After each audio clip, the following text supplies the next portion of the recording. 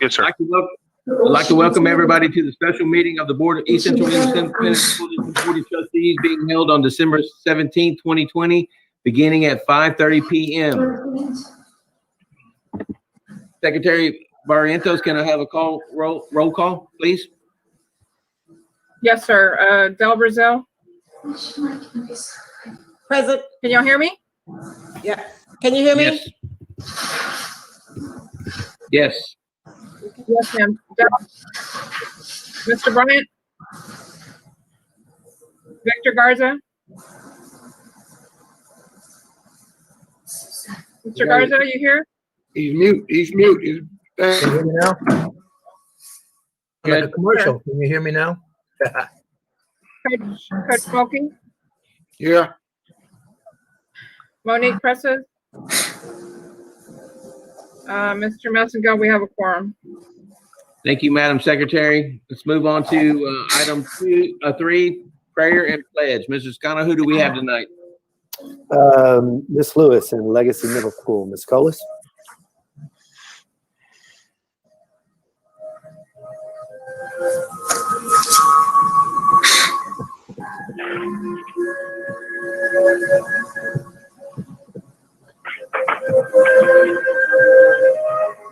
Good evening, parents, students, and community, and also our Board of Trustees.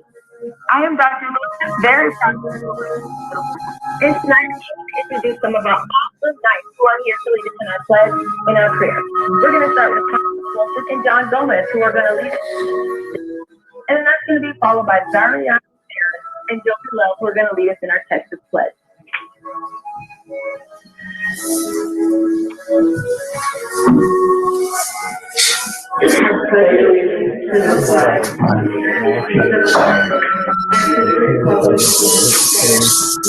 One nation, under God, indivisible, liberty and justice for all.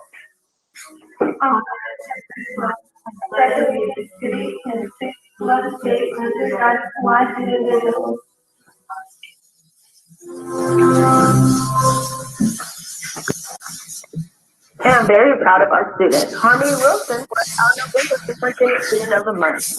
And now we're going to have Daryl Copeland, one of our fantastic 7th grade students, lead us in our prayer.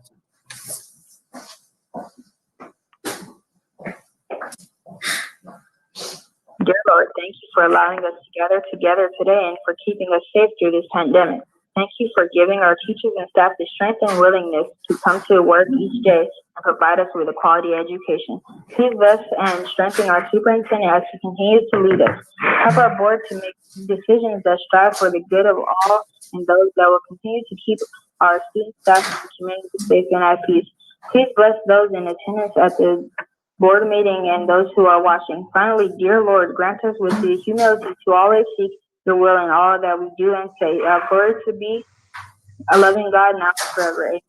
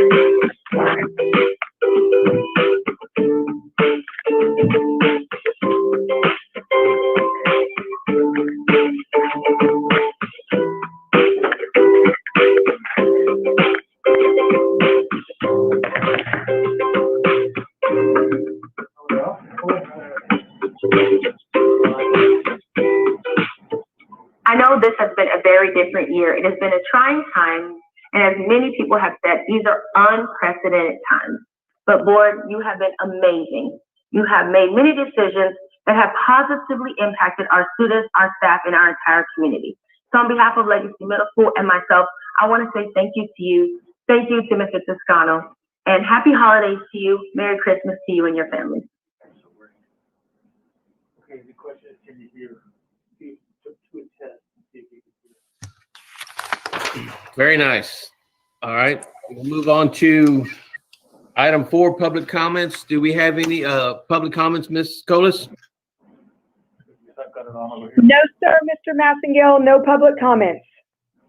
All right. No public comments. That means we can get on to the meat and potatoes and go to item 5, the workshop. Mr. Toscano, who do we have tonight? Well, Mr. Massengale and trustees, we have several folks with us this evening, and I want to provide a little context for what we'll be talking about together this evening. After we occupied tradition, as we do any new building, we monitor, and at the end of a year's warranty period, we do a walk together with our partners to make sure that all is operating and functioning well, and that there aren't any items that perhaps may need to be addressed as either defects or warranty related items. At that point, there was a short list of items that we've continued to work on. In one particular area of the campus, we had been monitoring some cracking on the floor and some light cracking on some of the sheetrock wall areas, none of which seemed at that time out of the ordinary with regard to what we would expect that building to do on that particular type of soil. Since that time, we've seen some changes. And about a month ago, we talked to Mr. Massengale. We invited our partners from LPA to kind of walk the site and look at some areas on the exterior of the building around the courts and courtyard areas, as well as the areas inside the building where some of the cracking on the walls and some of the cracking outside the building had changed since the 1-year warranty walk. After we looked at it together, we all agreed that that was a significant change since the warranty walk. After further investigation, it looked like there was a line essentially outside the building and through the building that carried to the other side of the building that followed a similar pathway. So we felt like there was a need to explore the situation further to see if we could figure out what exactly is going on. At that point, we engaged Terracon, who is with us tonight, to do what's called a ground penetrating radar survey. And that's an initial exploration to see if there's something going on underneath the ground that could be contributing to some of what we're seeing on the surface.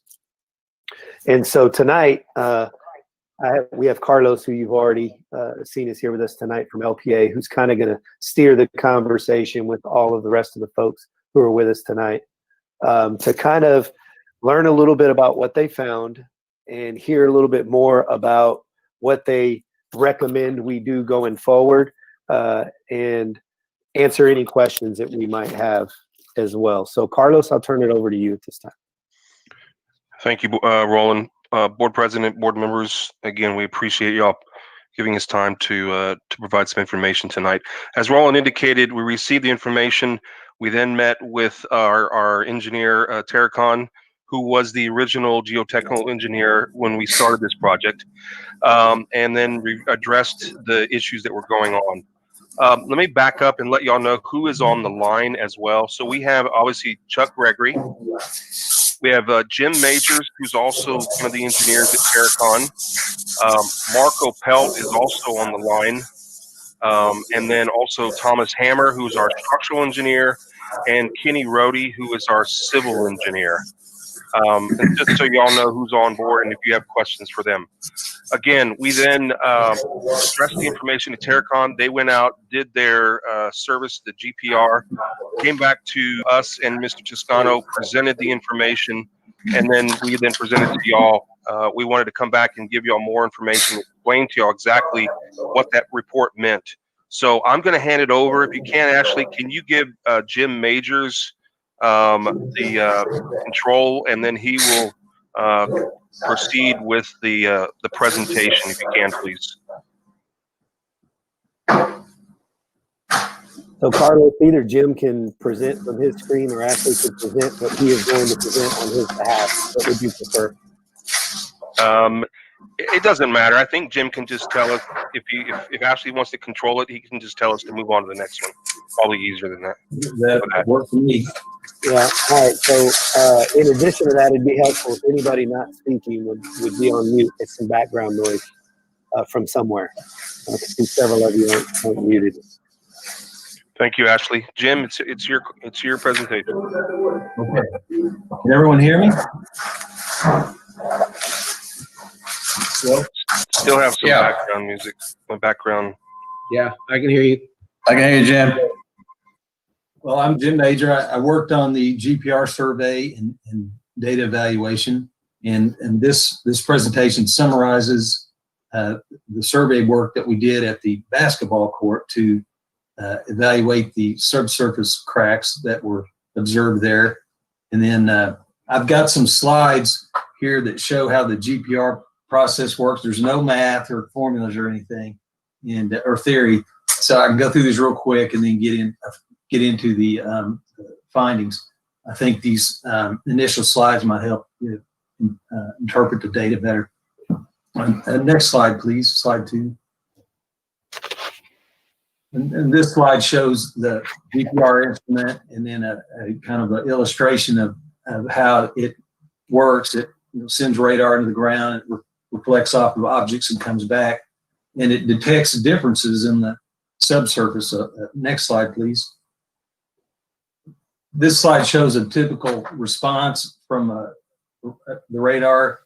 And the important part here is that the amplitude or the strength of the radar signal decreases with depth. And so that idea will be more apparent more meaningful when we get into some of the slides. And this slide shows, next slide, please, slide 4. This slide shows a woman near glass, and you see her reflection, which is similar to how radar works in the ground. Some light is reflected off of an object, and then some passes through. So, next slide, please. Slide 5.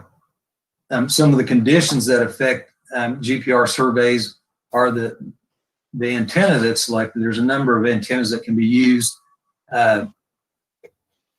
We use a 350 megahertz antenna, and kind of a rule of thumb for that is the lower the frequency of the antenna, the lower it'll see into the ground, but you sacrifice resolution, so you have a lower resolution of what you see. So we picked, there's a compromise there. We picked a 350 because we felt like it would give us good data to about 10 or 12 feet.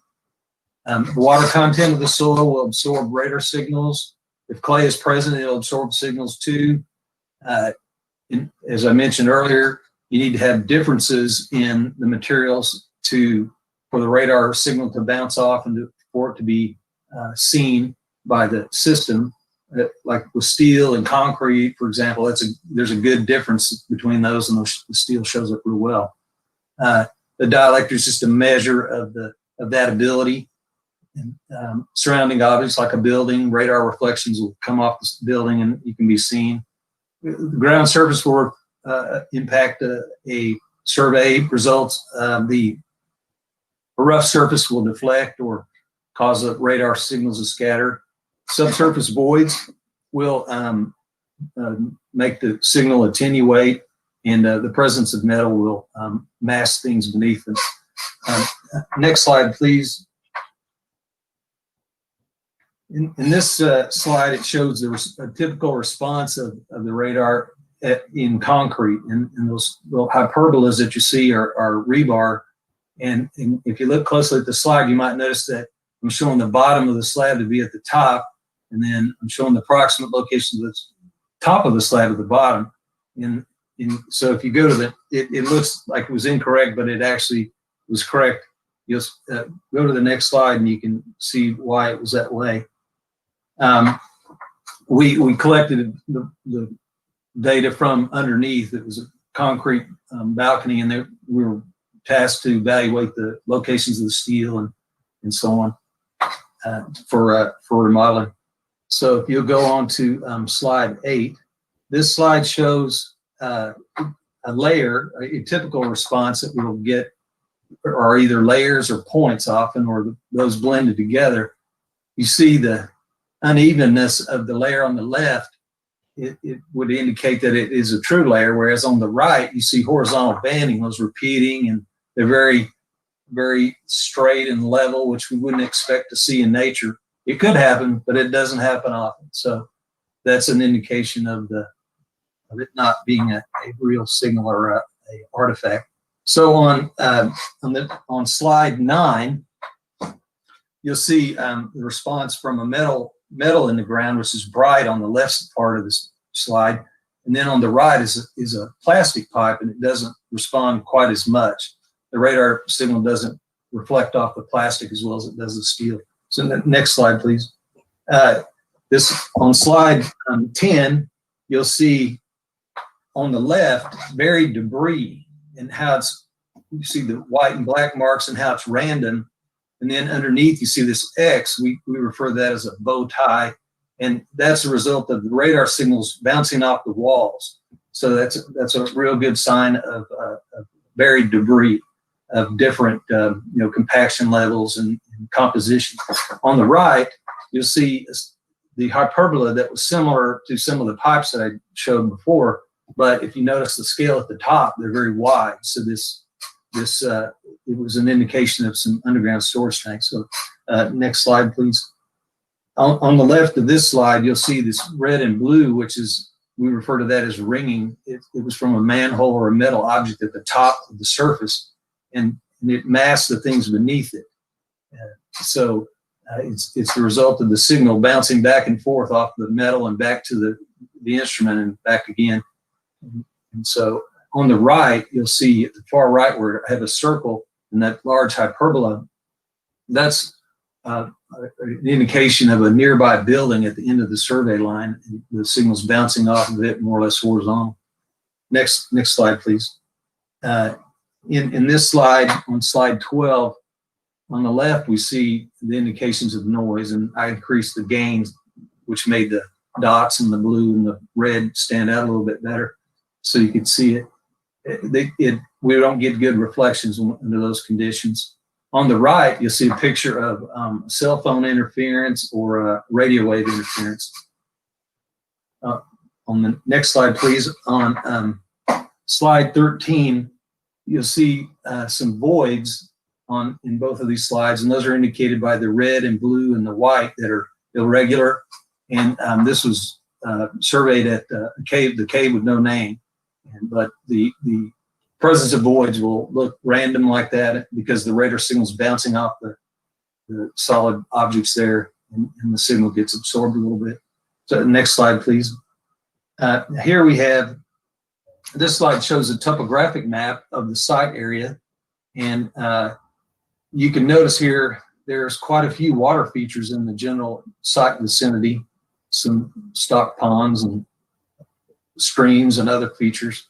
And then in the bottom left is, I've got a call out there showing where a water well was located. And I looked at those logs, and it showed that the well was constructed, and they measured in such a way, and they measured the depth of water to be 37 feet. Now there could be shallower water present, but it was cased off and constructed so that water was encountered at 37 feet. Next slide, please. So here we have an overview of the GPR survey area.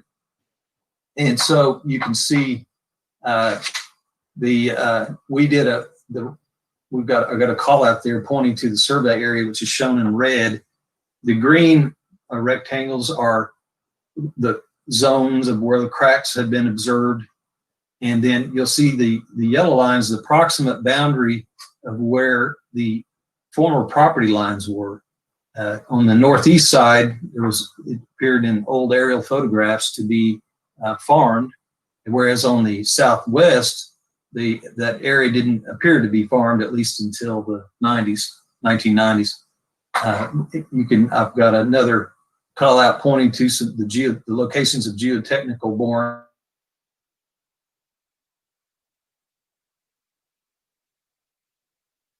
The cracked areas deeper to be parallel or generally with the old property line. Next slide, please. And this is a close-up of the survey area. And I've got another slide showing some of the different views that we can get with our system. But I picked survey line 57 because I thought it was the most illustrative. It showed the subsurface conditions the best. We surveyed from the south, where you see the start, and we went north. So next slide. Here's just a picture of the survey area. The yellow is a tape measure, and that's the corner of the survey area. And then I've got a red dash line, which is the approximate location of the transect that we'll show pictures of here in a second. And then next slide, on slide 18, you can see this is an outline of the property, the school property, and then you can see the historical aerial picture showing the agricultural land and the non-agricultural land. Next slide, please. This is a geotechnical boring log for B7, boring B7, and sandstone was encountered in this boring, which is at the northeast side of the site. Excuse me, let me start over on that one. This boring with B7 was more toward the center of the site, and it encountered sandstone at a depth of about 3 to 6 feet. B9, which is the one that's boring on the northeast side of the site, encountered sandstone from 6 feet to the bottom of the boring at 12 feet. Those are the only two borings where sandstone was logged. And the soils here are the top. We've got a clay, and beneath that we have beneath the sandstone we have a lean clay, and then followed by a plastic clay or fat clay. Next slide, please. This is slide 20. Here on the right side is a picture of the grid that we collected with the GPR data. The transects are 2 feet apart, and we surveyed in both directions. And so in the middle is a three-dimensional view based on that data. But I felt like I could get more, I could interpret the data in the profile view that you see on the left the best. So we kept with that, and I kept with that, and that's what you'll see in the report. Next slide, please.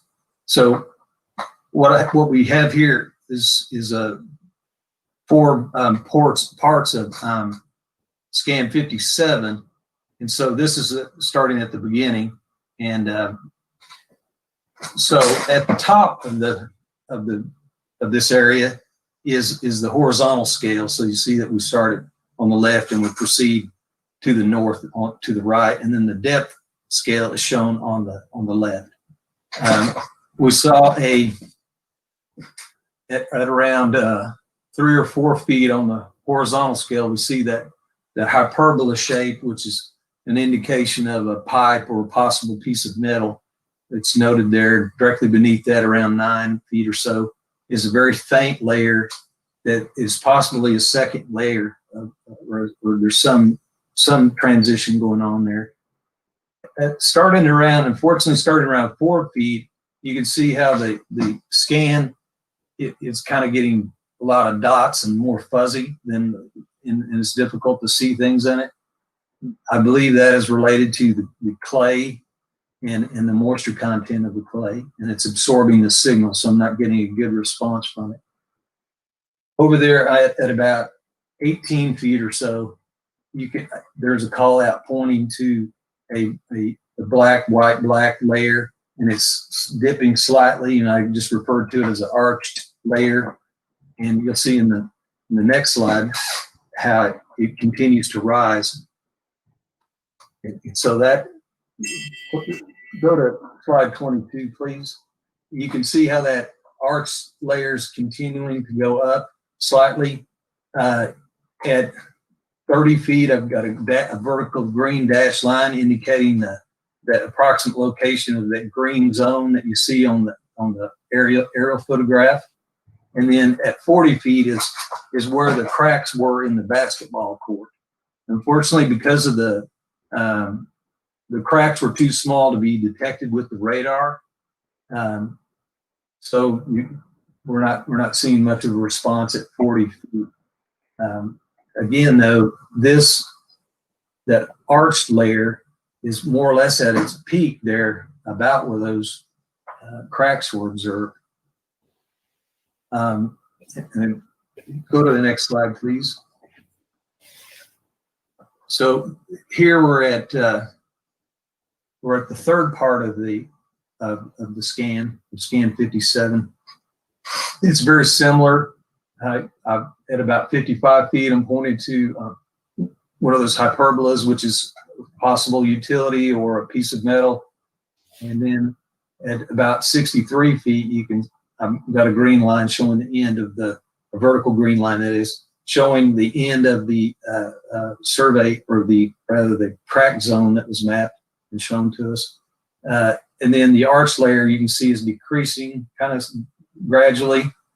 And then beneath it, you can see that soil layer at around 10 feet. So next slide, please. And then this is this slide is the last portion of the survey, and then you can see that arch layer is slightly deeper. Next slide, please. So in conclusion, or to sum up some of these things that we observed and detected, that there were many water surface features around the site.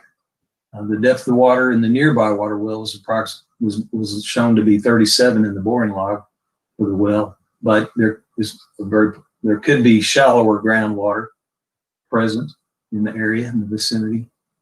The cracks, review the aerial photographs and the locations of the cracks indicate that the cracks appear in a linear fashion or linear pattern, and they're roughly parallel with the former property line.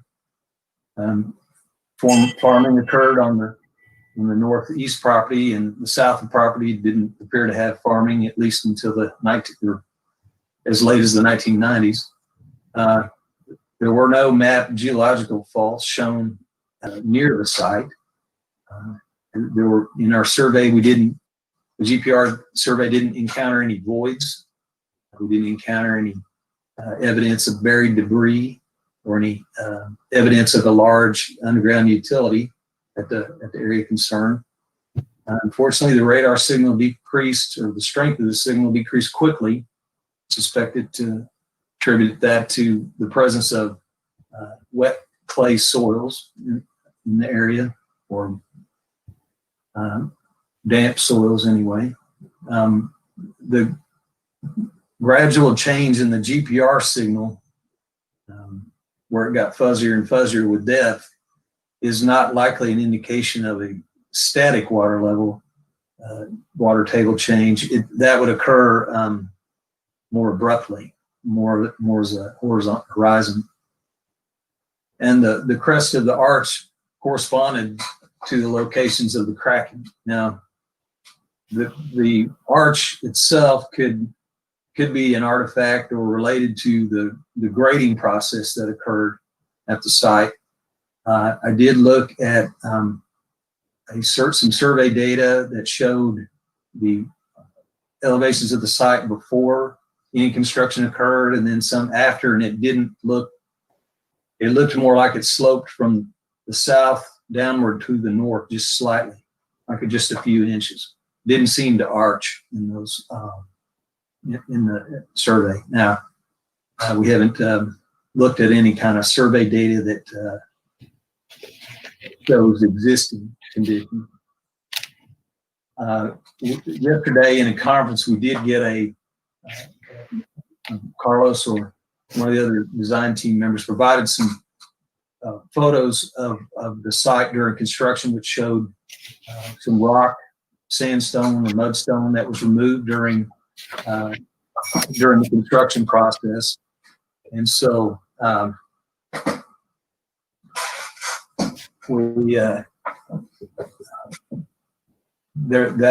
it was encountered, this rock was encountered in 2 of the geotechnical borings. And so can you go to the next slide, please? And so some of the recommendations are that we evaluate that what might have caused that arched layer. And so we're reviewing elevation data of the existing basketball court and areas where the cracks are observed. It might be useful. Review if there are more details in the site grading plans, those might be helpful. Mapping or locating where the rock occurred and where it was removed during construction might be helpful. Conducting some scans inside the building, in the hallway, and then at the driveway, what potentially may provide data for us. Sampling the soils for moisture and other geotechnical parameters at select locations, and then installing and monitoring some piezometers, essentially a well for shallow well for subsurface water depth at different times are recommended. And then can you go to the next slide? In this slide, it's showing some of the proposed locations for the additional GPR scans. The boring, as you can see at the bottom of the note there, the boring and the piezometer locations are still being worked out, and I think that the elevation data may help with that and some other information that's still forthcoming. And then please go to the next slide, and I'll be glad to answer any questions that I can on GPR work. If you have some engineering questions, Chuck Gregory can help with that. So real quick beforehand, the location of the GPRs initially, I had a conversation with Mr. Toscano, was done strategically in that location in relation to the high point of the grades of the site. So if we were assuming there was some sort of a void or water table that it was traveling from the southwest side towards the northeast side. And so we sort of picked the uphill location, and then also addressing if there was any existing utilities that might have been installed during construction that maybe were filled improperly, which we didn't see, and then any areas of void. So we wanted to sort of step in as sort of baby steps in relation to that location to just sort of get a first-hand glance of what was going on as a kind of a clean cross-section of that basketball court area. So strategically, that is the reason why we located the location for the DPR. So I will now, if y'all have any questions, please ask. So just to summarize, it looks like part of the recommendations are to do two additional GPR scans in a couple of different areas, one inside the building and one on the other side of the building where we saw some cracking carry through to the other side from where we did the scan this time. So 2 areas there. And this would be in part to see if that arch layer that we saw in this scan kind of carries throughout that entire, in the building as well as on the other side of the building, since the crest of that arch layer seems to correspond with the cracking and could be possibly contributing to that. So yes. So we also did just real quick, we did also another exercise, the civil engineer, to review cut and fill locations also in relation to that, in case there was a concern about maybe improper backfilling or compaction. Kenny Rohde and CDS Murray did that exercise and didn't really see any areas that would have been of concern in relation to the location of those cracks, because we had sort of consistent cuts and fills in the entire campus. So it wasn't directly just in that one location. Does anybody, Jim, could you quickly describe the test that you were talking about, the piezometer test, just what that means, just so the board knows exactly what that is? Chuck can address that Chuck. Yeah. I'll give it my best shot. It involves drilling a boring in the ground to a specific depth, and then putting a pipe with slots in the bottom. We call it screen, and then a solid pipe above that. In that screen layer would be where the groundwater is anticipated to be, and then the depth to water that accumulates in that boring is monitored, and then the top of it can be completed in a number of ways, either flush or sticking up above the ground. Flush is often more practical. So also another thing too is, we have sort of 3 different locations of the cracking. We have a area of asphalt at the basketball area. We have an area of cracking at the concrete seats and the flat work, and then we also have it at the building. So it's somewhat unusual that we would have failure in relation to, let's say, incorrect compaction at maybe flat work. So it's all sort of consistent, which we're sort of leaning towards this is a moisture issue that is affecting that ground in those 3 locations, either consistently in relation to that site. So that's what we want to continue to try and figure out. Unfortunately, it's, water is sometimes hard to find and try to and really sort of understand exactly what it's doing. And so that's part of our evaluation, is seeing if we've got some sort of a water that's kind of moving in that direction, whether it's, some small voids, whether it's the soil, we're just not sure yet. And, but it's just interesting that we have 3 different conditions of the same, 3 different construction conditions, and all of them have cracks. So that's why we're sort of leaning towards maybe this being a water and moisture issue that's obviously, expanding and contracting in relation to the temperatures. So, we're even concerned maybe there's a line of sandstone that's running across that area. Maybe that's another reason. It was funny. I drove around that site and I did find some exposed sandstone in that little the detention pond up on the northeast side, right by that culvert right next to 1518, that I guess was probably unearthed when they were doing the excavation, and it literally lined up with that crack location. We're not sure yet, but it's one of the things we want to continue to explore. We're going to look at old pictures. We're going to reach out to the contractor and maybe get some information of where they might have logged some areas of maybe some rock that they removed. Yeah, there's a photo. And so, it's something we want to continue to sort of explore. And there was another photo that was interesting. This was most of their. So I'll go back to the other one, Ashley. I'm sorry.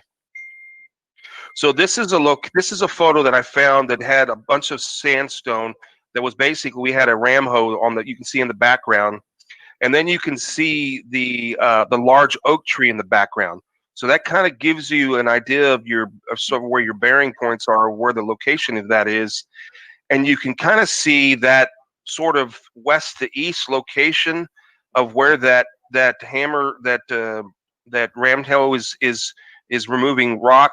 We're still exploring, but we did have a lot of sandstone in those areas. And so we're just, again, we're turning over literally every rock just to figure out if that may be one of the causes of that water maybe traveling or reacting to moisture.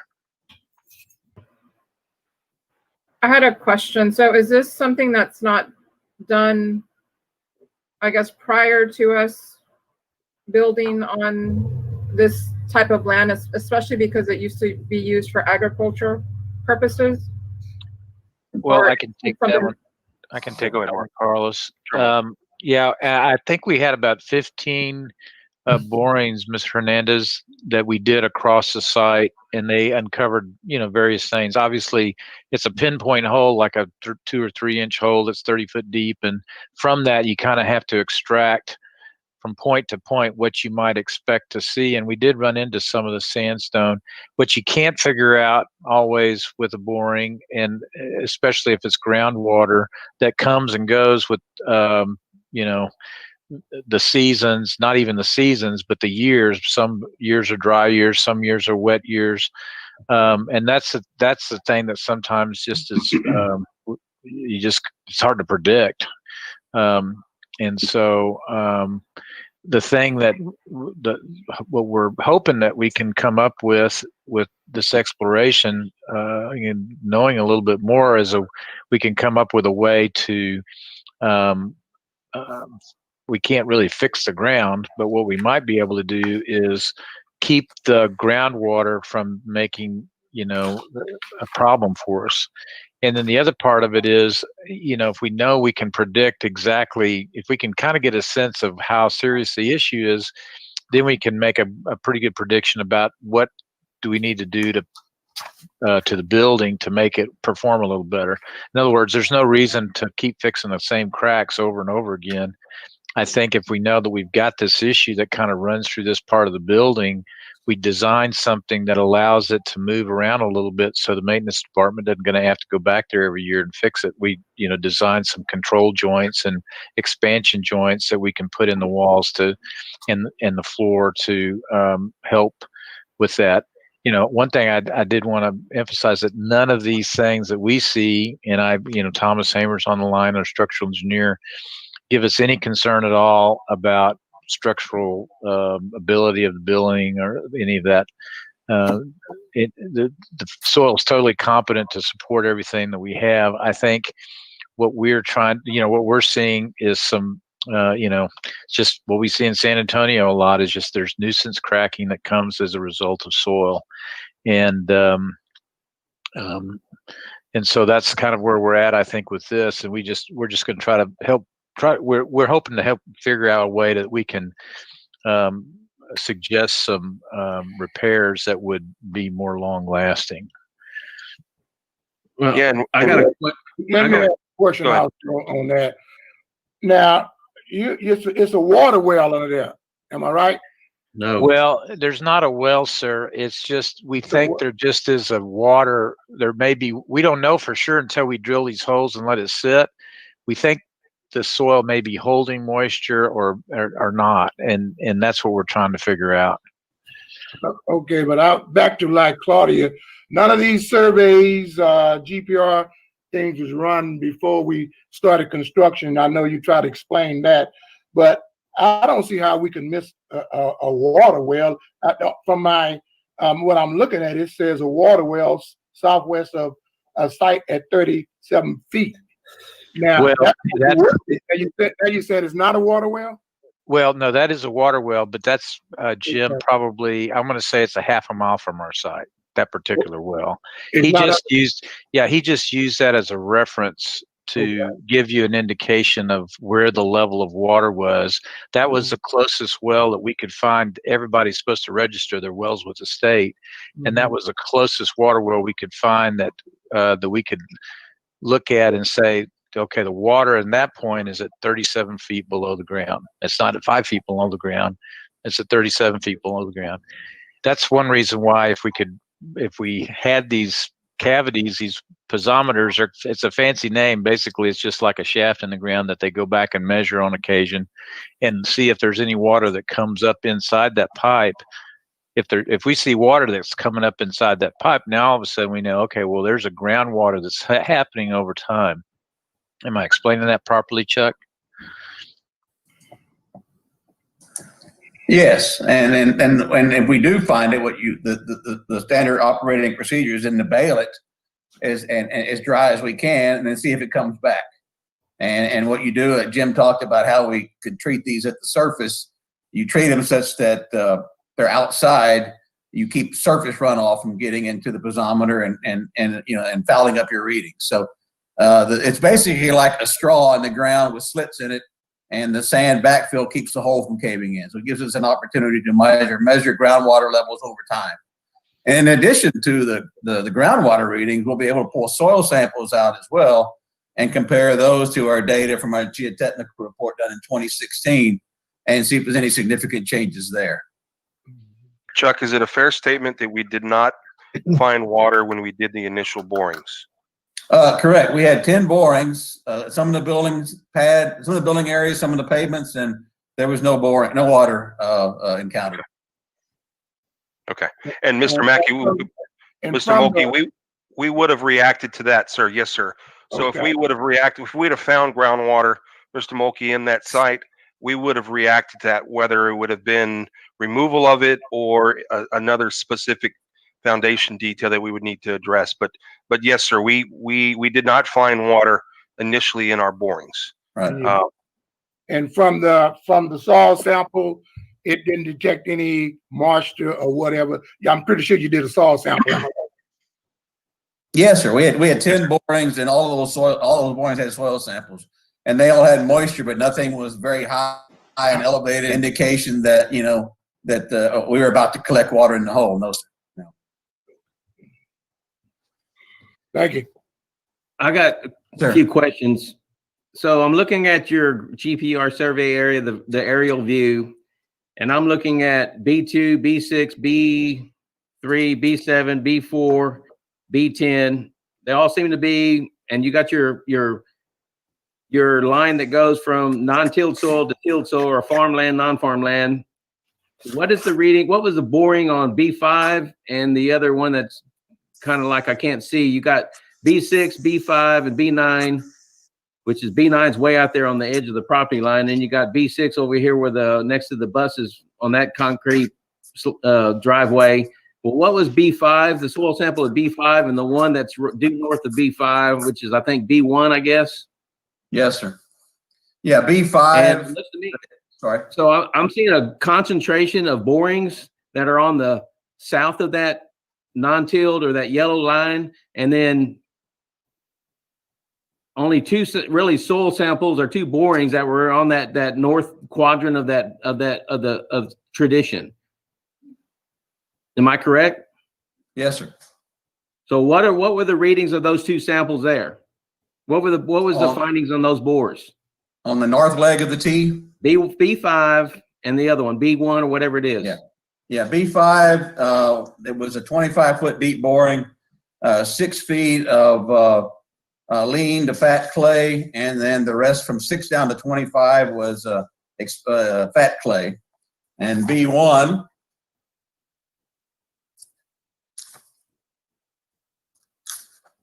was a deeper boring to 45 feet, and it was clay all the way down, lean clay or fat clay all the way down to a depth of 45 feet.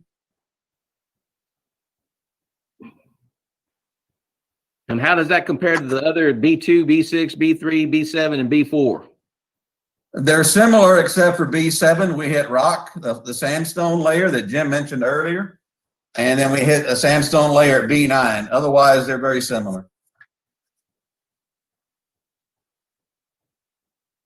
Yeah, and we noticed that when we were doing the renovations as well at the high school, is that sandstone sort of works it different. It's sort of more sporadic, in locations. It's not like a limestone where, up north, it would be more of a consistent layer of limestone. This sandstone, and that's why sometimes it's a little hard to detect in relation to multiple locations, because sometimes it's a little more sporadic. You have a bulk here, and then you go another 40 or 50 feet, and then there's nothing. So we came across it at the high school when we were doing the academic building, where we came across some large areas and then nothing for another 40 or 50 feet. So that's why it's a little more difficult sometimes to sort of understand exactly where that sandstone is and what's going on below the surface. And we're assuming it's probably, is this a fair statement, between 8 and 10 feet? Chuck, what was that sandstone at? 6 to 8 maybe? You're on mute. Yeah, give me a spot for the bingo card, right? Yeah. Yeah, at B7, sorry, we hit it at a depth of 6 to 20 feet. So that depth layer, then we got out of it, which is, B7 is kind of, well, you can see it right there. It's where the vertical part of the T comes together with the leg that goes kind of southeast and northwest. And then B9, we hit it at 5 feet. And drilled to 12 and stopped, because that was just a pavement boring. So we didn't get out of it there. And that's up there in the roadway area, in the upper right of the survey area. So it would be a fair statement. Most of our asphalt pavement designs were outside of the building. We did a lot of fill here. which means that, we were adding soil for positive drainage. A lot of our asphalt sections are, let's say, the heavy duty, which was, let's say, around the bus loop area, was only 14 inches. So we had 3 inches of heavy, and we had 14 inches of flex base. So my point is that we were never even close to even excavating and hitting some of this sandstone unless it was probably in a foundation or it was in a specific area that was a little bit higher in elevation. So that's why sometimes, again, it's hard to understand where it's at, because normally we don't really hit it, vertically. Other than the borings that we find. Well, it seems to me like the area that's most concerned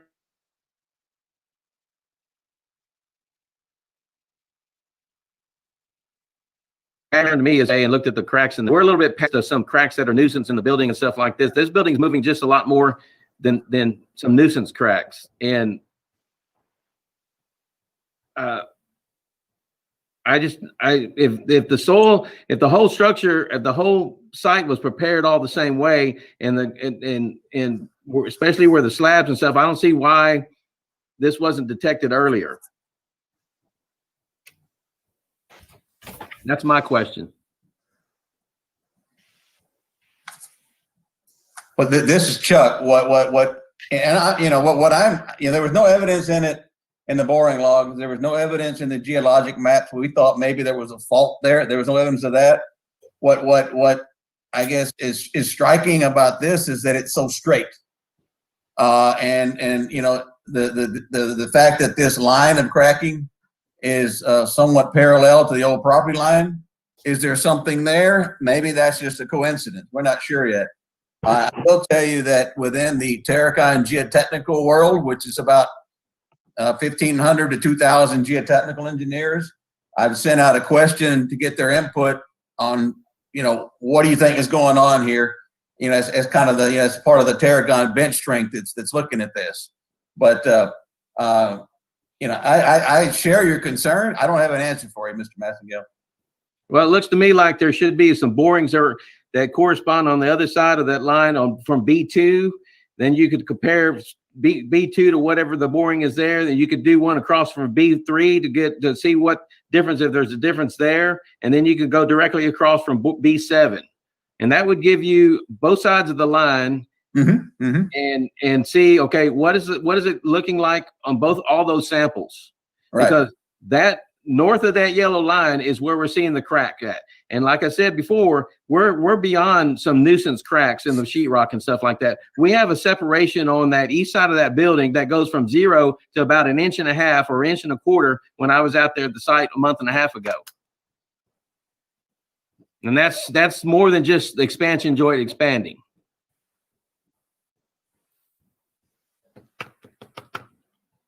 Well, Mr. Mass. Sorry, go ahead. Sorry. Go ahead, Chuck. Go ahead, Carlos. No, I just, go ahead. You're good. I'm fine. Sorry.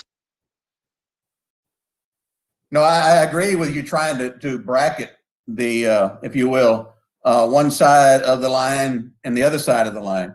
The other piece of information that we need to finalize where we're going to put these is what are the elevations like along that line, in particular in the basketball court. Is it just coming apart sideways, or is there some differential movement? Do we have a high spot there? Do we have a low spot there? You can see a little bit of differential movement between some of the flat work and curves, so we know it's moving some. But that's the pieces we're trying to put together so we can, locate the additional borings more strategically. And that's, again, quite frankly, we've been arguing about that in our office for the last week. And that's where we stand right now. So we're moving towards getting to the solution and the cause of this problem. So, Mr. Maska, also to explain on the design side too. So, in our initial boring information review, we designed, I believe it was to a 1-inch PVR, which was assuming that we were going to have some slight movement up to possibly a 1-inch. In all those locations in relation to our control joints or expansion joints, which is the location you saw on the wall panels at the 2-story building area, we actually have a gap in the building of 1 inch there in relation to foundation to foundation, wall to wall. In relation to the wall panels, we actually had a sealant joint that was about a 1 inch joint there. And so we just to make sure you're aware, we weren't ever at zero on that. We had a backer rod and sealant in that location, and we had always designed to a 1 inch PVR. And then that goes back to the geotechnicals information in relation to what amount of ground we literally have to take out and then recondition and recompact in relation to the building site itself. You can sometimes they give you a schedule. You can do a 1 inch PVR, you can do a 1/2 inch PVR, but it's going to be more soil you're taking out in relation to that. Also, on all of these areas, including the heavy, the light gauge, all of the slabs, we did materials testing on those. So we have testing information that provided correct lifts. So whether they were in 6 inch lifts, we just to make sure you're aware, we did testing on all that construction. And so when we walk off the site, we know that everything has been tested in relation to construction. But as we indicated, we built this as a 1 inch PVR. So we were assuming that we were going to have some movement. It's just in relation to the soil conditions. So just want to make sure you were aware of that.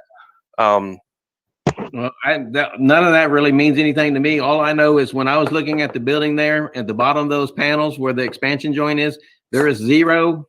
They meet at the bottom and they V at the top, and the bottom is 0 and the top is about 1.5 inches or 1.25 inches, somewhere between there when I was out there. Mm-hmm. And Carlos, you mentioned you anticipated some movement. Did you anticipate it this quick in the soil? No, we did not anticipate any of the movement that we have right now. No, sir.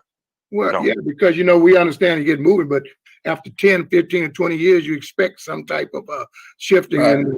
Yeah. But this is less than a year. Am I right? It's been, we're almost, I think a year. We're almost 2. I believe we're at 2 years. We were at, this is our 3rd year of. Are we?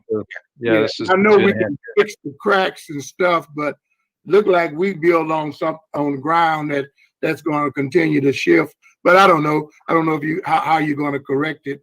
It's too late now but if you fix the cracks, you can't guarantee that they're not going to come back. I'm assuming that, and I'm well, sure. The one thing that we can do on the outside, if we do find evidence of moisture and, we just happen to have a high water table, there's some things that we can do to help ourselves.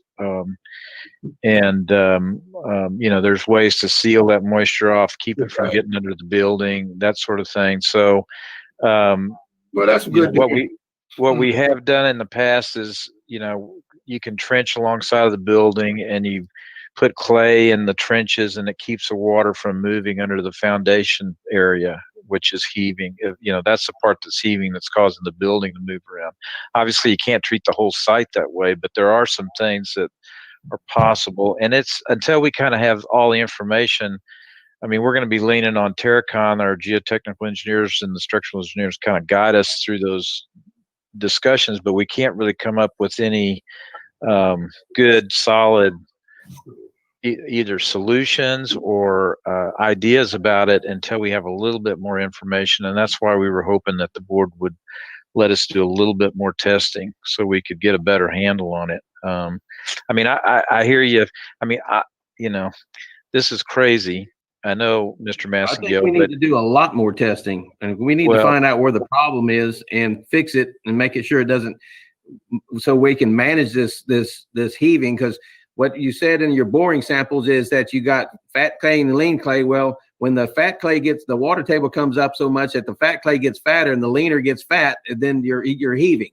So it's just like a sponge. Yeah, it's definitely it seems moisture driven, but that's something that we'll hope to get to as we get a little more information. Yes, sir. So you guys want to talk a little bit about what you're proposing we do next? Chuck, you want to go ahead and visit a little bit about the additional GPR work we'd like to do? Yeah, if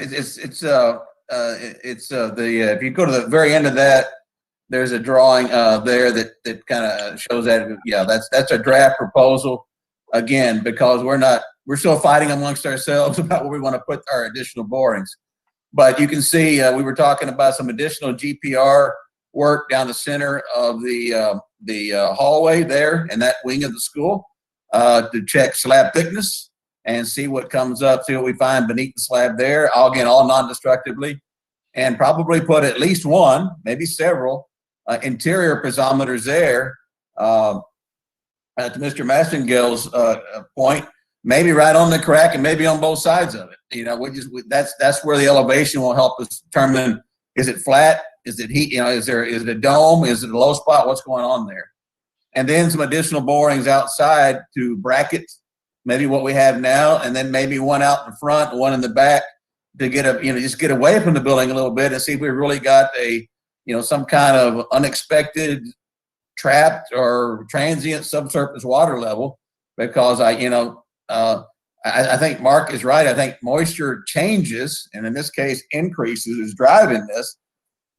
What is just unique to me about this, and I've been doing this a long time, is that it's really linear. I mean, my first thought was, well, there's some kind of trench there that didn't really get backfilled properly, or maybe it's got some granular material in the bottom of it, and water's just moving through it by gravity one end to the other, and it's feeding the clays, and then there's the clays are swelling as a result of that. But the GPR data didn't show anything like that. So if we end up putting a boring somewhere there in your basketball court that we don't want to create a trip hazard, then we could tell more about what's going on right there by the crack. And then along the crack and bracketing the crack both sides, again, using the data we already have, not reinventing the wheel, because we understand, we want to get this fixed, but we understand we don't have a signed blank check here from East Central either. So we always try to spend people's money wisely and efficiently. So that's the big picture, I guess. Yeah, the problem I have is the taxpayers have already paid for this building once, and now we're paying for a bunch of testing. And how are we going to recoup those funds? And how are we going to go to the taxpayers and say we have a problem that's going to be ongoing, and how's all that going to get paid for? That's my concerns.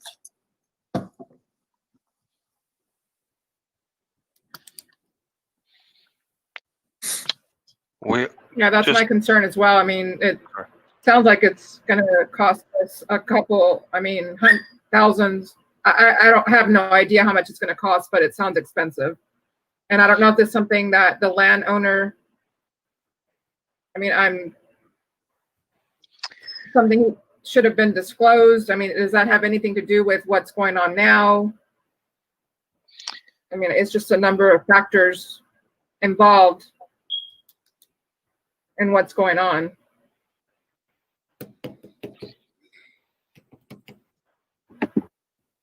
Well, I think the best way for us to get to a way to get a handle on what that is going to be is to spend a little bit of extra effort to get to some more information. I personally don't think it's going to be $100,000 problem. I think this is something that once we kind of get a handle on, the source of the moisture, if we can see that, I think we should be able to deal with that.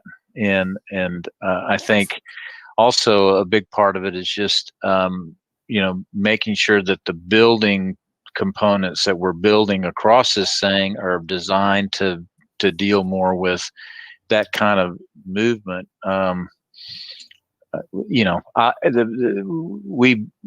thing to say, I guess, a little more background, when we first opened the building and we had our first even into the first year, there was some small cracking that appeared in other parts of the building too, in addition to this part. And so we had actually asked Terracon to do some they're called crack monitors, which we monitored for a year and came back and looked at. And basically a crack monitor is like a gauge that you read when you put it on and then you come back a year later and you read it again and you just see, is there any movement that's happened in that year? And with those crack monitors, and I don't know, Chuck, we probably put about 15 of these in the building. Right. I don't believe we saw any movement in those crack monitors during that first year. Then the other part of the thing that we did was we asked the civil engineer, CDS Murray, to survey the inside foundation of the building to try to determine, well, first of all, to establish a baseline of exact elevation of the inside of the foundation vertically, so that if there's any heaving or movement in the soil, we can determine that. Now, that survey work was done, I think it was done the summer after we first opened the school, after that first school year.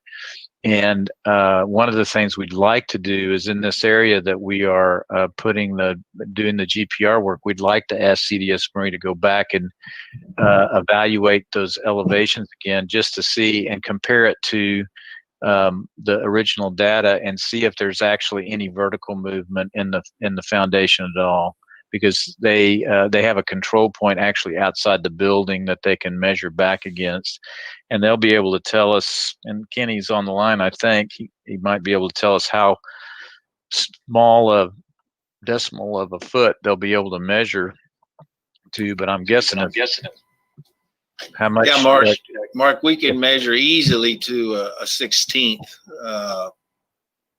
and even a little more accurately than that. So we'll detect any movement in there. So if the slabs move vertically more than 1/16 of an inch, we'll be able to see it, especially in this area that we're concerned about. Yeah, and that original work was done in March of 19. Okay, thank you. March of 2019. Well, we know it's moved more than a 1/16 of an inch. Well, we'd like to see how much more. I mean, in that upstairs area where the doors are starting to drag. Yes. In the hallway. And then, right. I mean, I don't need a micrometer or anything to tell me that's moved more than a 1/16 of an inch when I can see it with my eyes. So.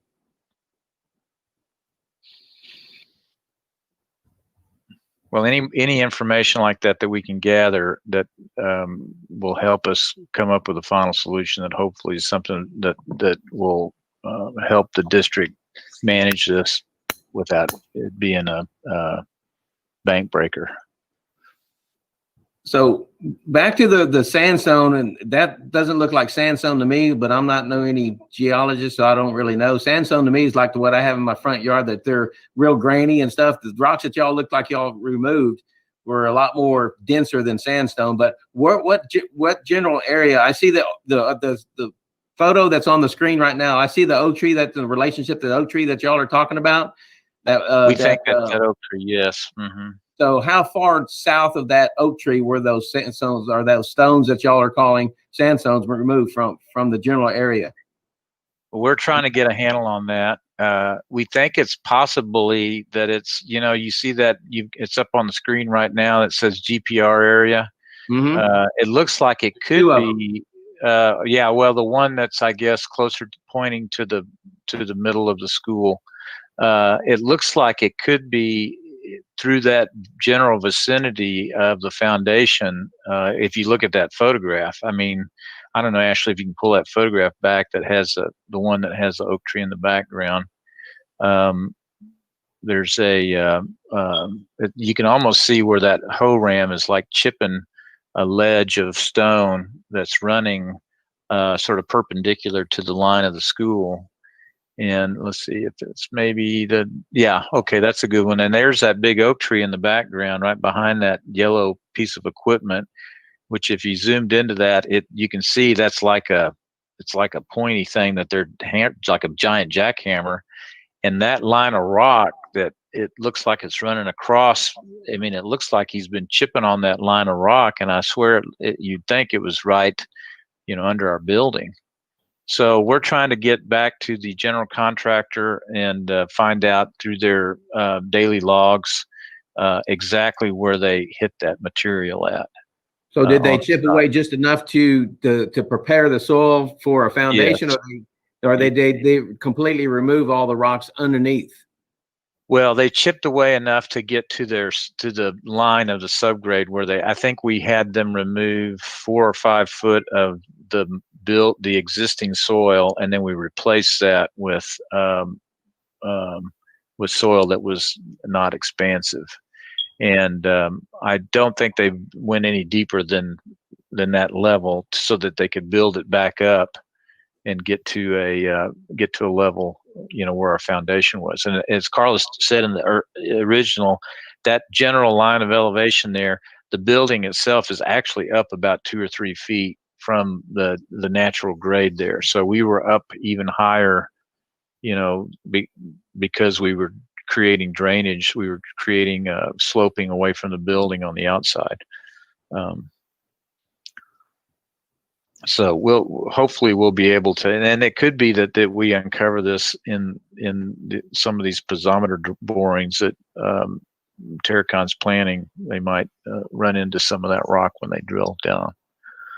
So if they're sitting here chipping away at all these rocks, creating more voids in these rocks that are there, would that not create a more severe issue where the water is able to escape through these rocks and into the lower substrate, clay and wet clay and fat clay and non-lean fat clay?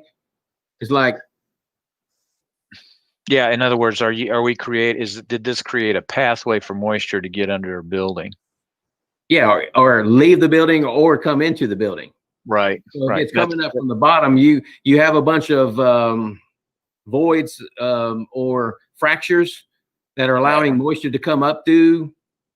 So instead of just removing all the rock, you created fractures in those rocks, creating those rocks more porous than what they are, and creating a pathway for water, moisture to, or the earth above the earth above these rocks areas to wick from below. Is that possible? By creating by doing this right here?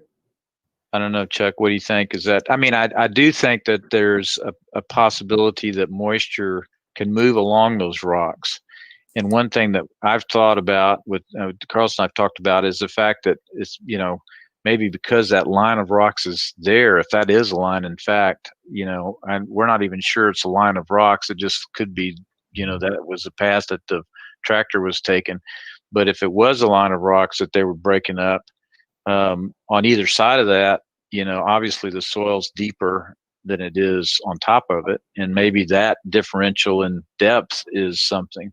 The crazy thing is when they ran this radar, it didn't pick up any of that, and it would have. It would have picked up a line of rock in their radar.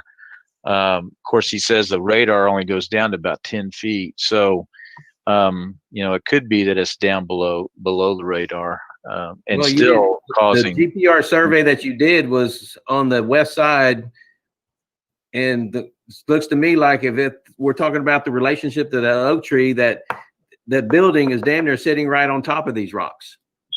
It could. That's the thing that seems totally possible, and that's what we need to find out. That's what we're trying to dig through we've asked contractor to dig through his records and see if we can figure that out. But those don't look like sandstone to me, but it don't really matter. Yeah, we were thinking through that too, Mr. Mascale. They looked, I think the color changes. We were thinking maybe it was a limestone, but it's different from another photo that I had off of 1518 that showed a little bit darker color of it and a little more of a sort of a shell type of material, like we've seen at the high school. There's a whole bunch of them on the backside of the high school. A couple of things on as far as just water moisture and us making sure we get water away from the building. All of our downspouts are tied into storm, so we're not getting any roof water around the perimeter of the building. Those are all tied to storm. The storm is opposite direction; it goes north and south, back to some storm inlets a little bit further north. So we were maybe assuming that maybe it was a trench line around that storm. It's not in the same direction. We have a stego wrap, which is a moisture resistant material below the slab in our foundation. So to avoid getting any moisture underneath the ground, we have that material. But I mean, not to say that, you know, there's rare conditions that, you know, something could happen, but we do design it specifically for that and we have a lot of inlets, obviously you saw, so we got water away from a lot of that landscape area. So we're fairly confident we're not getting a lot of standing water in those areas around the building, including water coming from downspouts and getting underneath the foundation.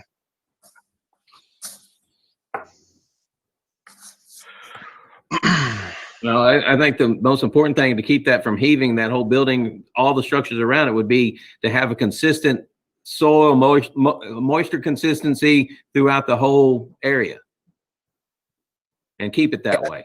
Yeah, the idea, the goal is to keep the moisture from changing, whether it gets drier or wetter. You're exactly right.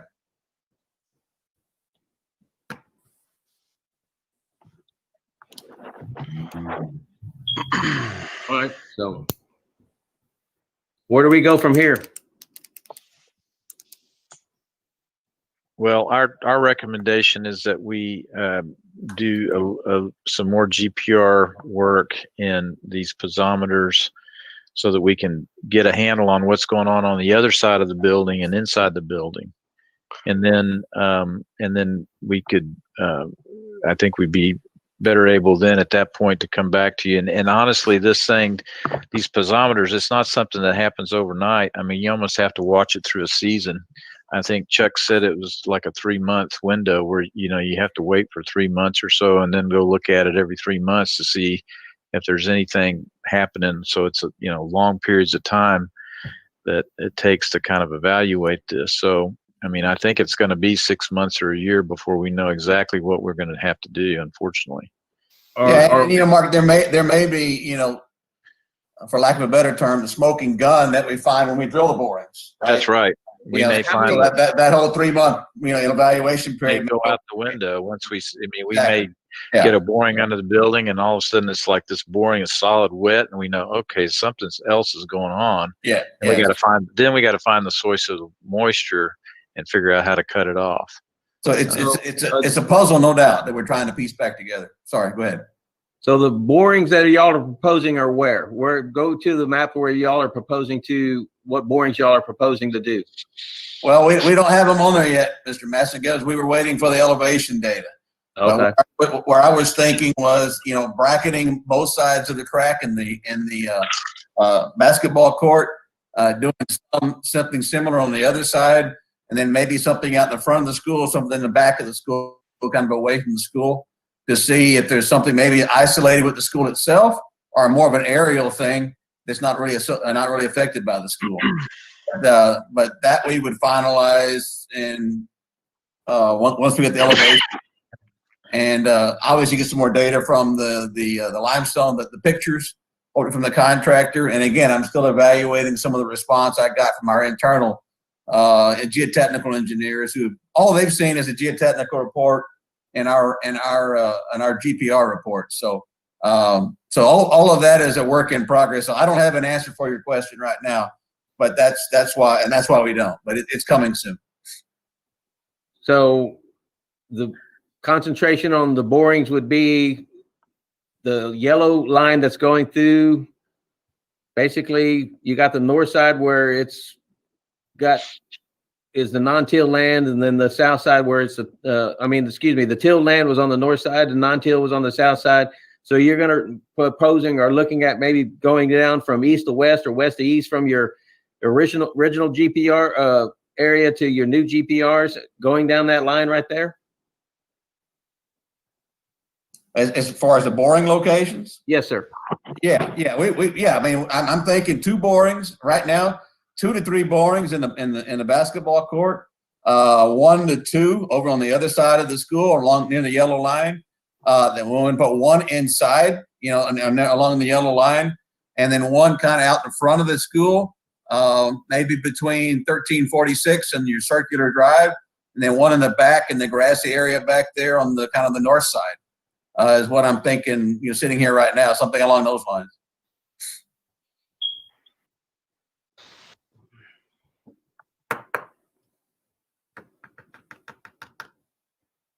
Okay.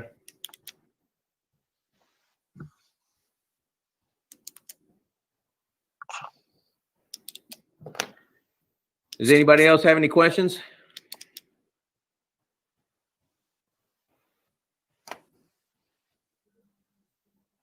So Chuck, what do you think the timeline is on getting a little more specificity around the proposed plan for borings, et cetera?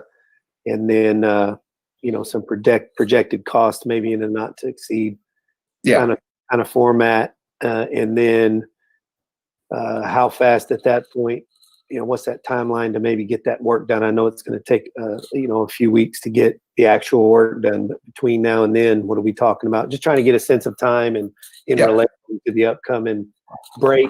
And right. Now, these things, I see these going in parallel, Mr. Toscano. I know that CDS Murray is probably going to be out there taking elevations pretty quickly, I would think. That will help. And then we will continue to look at our data and our internal responses at the same time. And I know the architect is looking through records on rock locations and what have you, trying to put this puzzle together. The idea was to get as much of this done on campus during Christmas break when the kids are gone, especially the stuff inside, which would be at least one boring and then the GPR scan. Because, we don't want to be out there necessarily. We don't have to when the kids are around. And if that doesn't get done, then we'll do it on weekends or after school is out during the day or something like that. So we'd like to get started with the work, I guess week after next.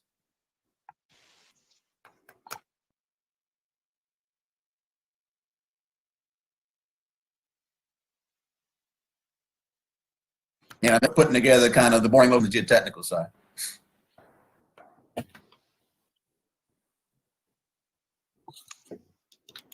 Okay, what do you need from us at this point? Go ahead, Mark.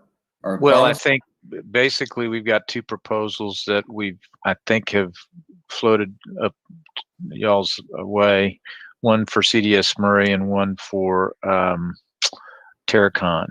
And if we could get some action on that, we could get these guys going and hopefully it sounds like within a couple of months, we'll have some results to come back to the board with on the GPR work for sure. And then, the borings themselves may uncover something and we'll be ready to report that. But our request would be that you allow us to get this stuff started so we can take advantage of the break and see if we can't just come up with a better idea of what's going on.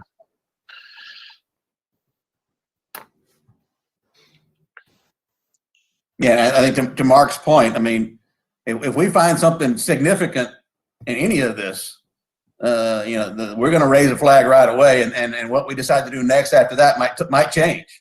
If we find the smoking gun, and oh no, okay, now we got to reassess because we really found something here. So that's the way we work. Okay. So trustees, there's no action item for you guys tonight. I just wanted to make sure that you guys knew what was going on, what we've learned so far, and what's being recommended, and give you an opportunity to understand and to ask questions and to, let me know if you have any reservations about us continuing with further exploration. And if there's no reservations from any of the board, my intention is to review those proposals and ensure that they're aligned to the things that we've discussed tonight, and then move forward and get these guys to work at continuing to explore, gather data in hopes of them coming back in a few short months or sooner with findings to again share with the board, and then we'll continue to piece the puzzle together, continue to learn what it's going to take to resolve the problem in hopes that we identify that problem and just take it one step at a time. So, if anybody has any other questions or any additional concerns or reservations, let's talk about it.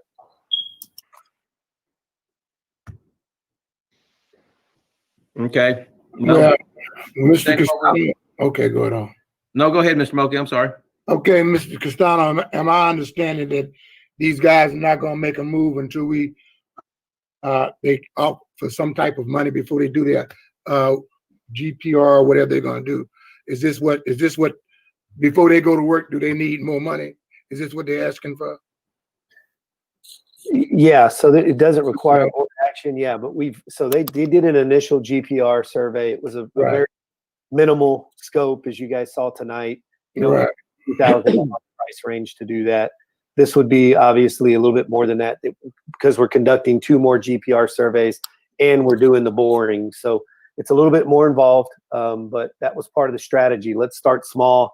Let's explore and see what it tells us before we, open up the entire bank of options. And so this was just an initial step to come to the board and say, here's what we found, here's what we think we do next. So what they think they need to do next sounds like a couple more GPR surveys, a couple of areas in the building on the other side of the building from where the previous one was done. Specify where those boring locations are going to be. You've heard Chuck kind of talk a little bit about what his best thinking is today. He's got to do some collaborating with his internal group, and he's taken some feedback from Mr. Massey on the group tonight. I think it's informed some other possibilities. But those are the 2 pieces of work for Terracon. Of course, CDS Murray's going to do some work around the grading plan and kind of looking at the elevation changes. Possibly, I heard him talk about seeing if the slab has actually, how much the slab is shifted in increments of as small as 1/16 of an inch, but kind of give us an indication there. And then Carlos and Mark, we're going to do a little more research around the rock areas and, bring all that together to kind of then prepare something to come back to the board with. So we have a proposal from CDS Murray for their piece. We have a proposal from Terracon that's a draft. They've got to work on refining a little bit with more detail, and then I'll review those again. And as long as it's in line with everything we've been talking about here, we'll get them to work, especially since we've got this nice window over the break for them to get in the building as much as possible before staff and students come back.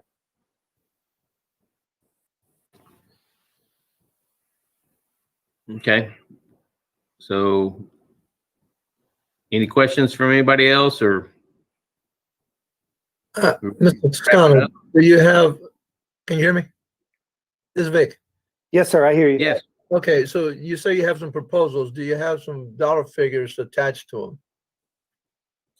Actually, if you put the draft proposal up, I think there's a rough amount, and Okay, well then we will be gathering next day or so, or I guess next week, because if these gentlemen want to start working on the holidays, that means that we have to get together and decide if we're going to be providing these funds. Is that correct?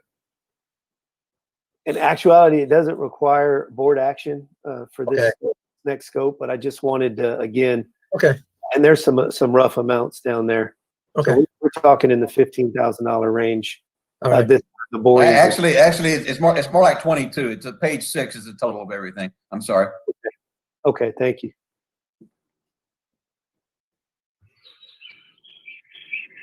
There you go. Okay. Okay, there. All right.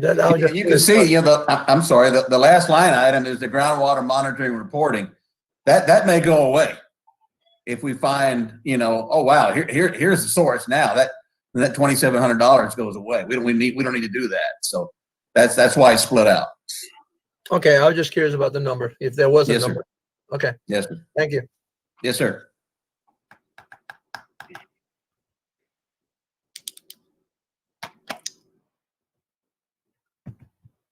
Roland, is there anything else?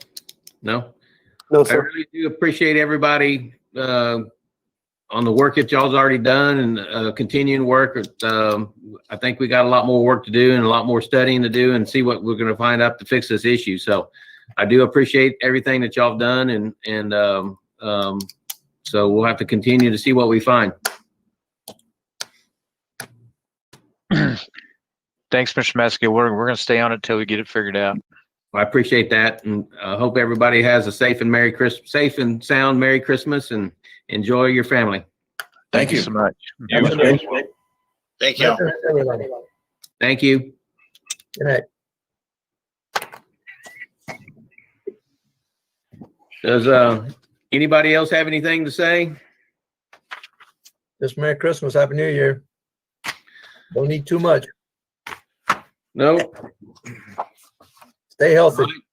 I guess we'll move on to the what everybody wants to hear, the adjournment side. Do I have a motion for adjournment?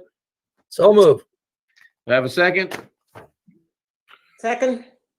We are done via unanimous consent. Thank y'all very much and enjoy y'all's Christmas. You too. Take care. Merry Christmas, everybody. Thank you. All right. Bye. Thank you.